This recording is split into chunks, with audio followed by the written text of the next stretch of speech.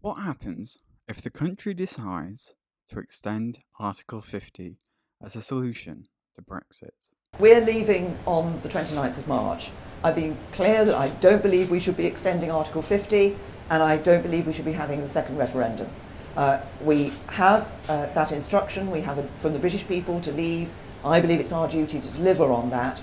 I want to do it in a way that is smooth, that is orderly, as I've just said, protects jobs and security and protects our union.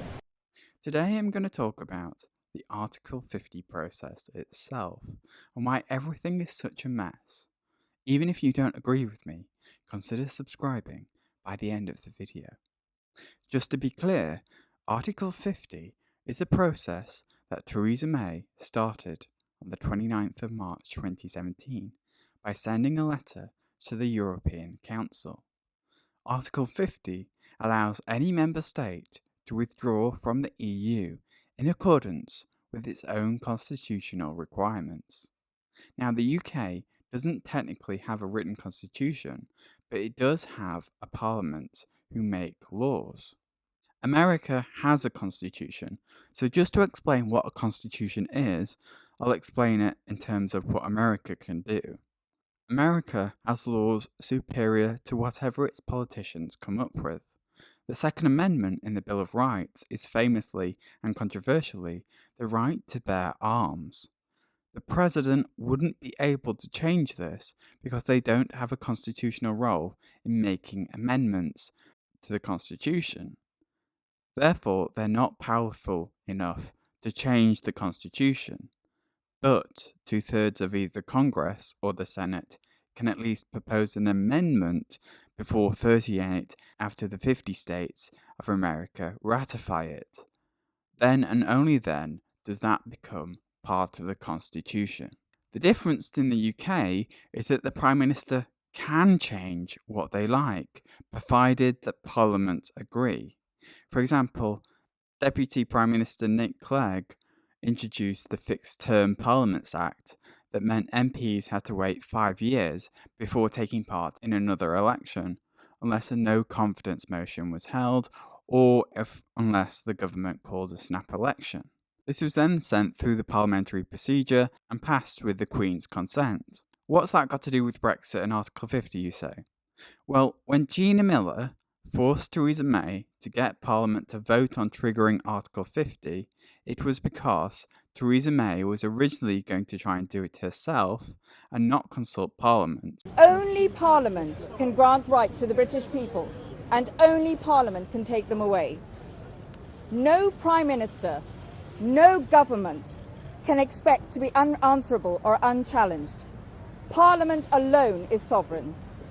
This ruling today means that MPs we have elected will rightfully have the opportunity to bring their invaluable experience and expertise to bear in helping the government select the best course in the forthcoming Brexit negotiations.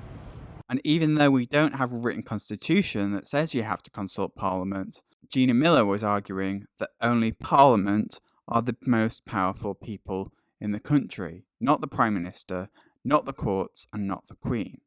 The courts only interpret the law, the Prime Minister can only suggest the laws, and the Queen can only stop laws going ahead if she wanted to, and it's probably not likely that she would, because it would probably mean a referendum to remove her family's privileges and remove a monarchy from the UK. So it's only Parliament that have the power to be able to pass laws in the country and give consent for the Prime Minister to go ahead and do this.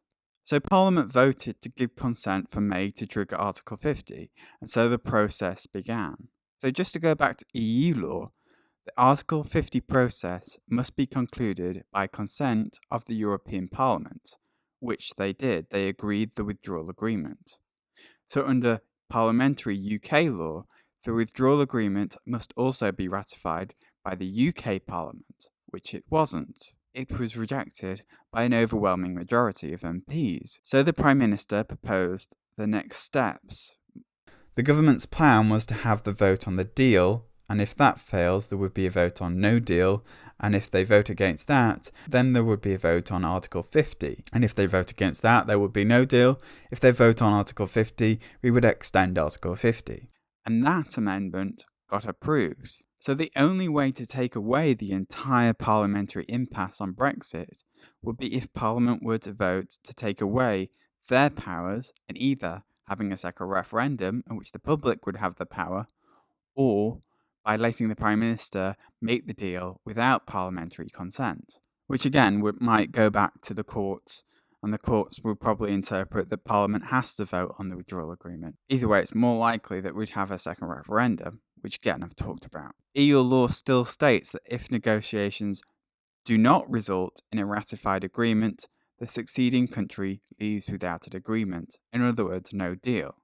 So because negotiations began 2 years ago, we have a 2-year time limit, which means we leave on the 29th of March 2019, regardless. But let's suppose the UK Parliament gives consent to extending Article 50.